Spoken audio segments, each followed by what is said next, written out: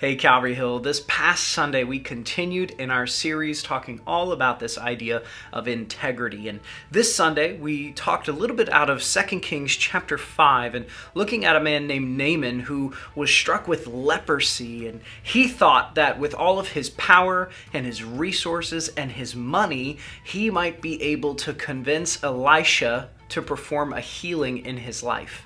And he shows up to Elisha expecting healing because of who he was. But God decides to heal him regardless of who Naaman was, but instead because of who God is. And then we watched a man named Gehazi who sat back and watched this whole miracle happen. And he decided to get a little greedy. He decided he wanted some of that money. And so he goes and chases after Naaman, asks him for the stuff and says, hey, Elisha needs this because there's some other people. And then he brings that stuff back. Naaman gives it to him, of course, and he brings that stuff back to his home and he hides it away in his own house.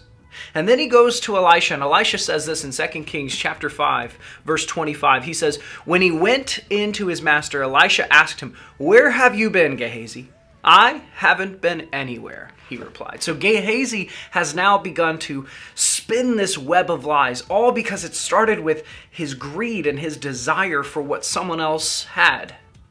And because he convinced himself he deserved it, he began to spin a web of lies, and his integrity was lost. We talked all about this idea of how important it is for us to keep our integrity.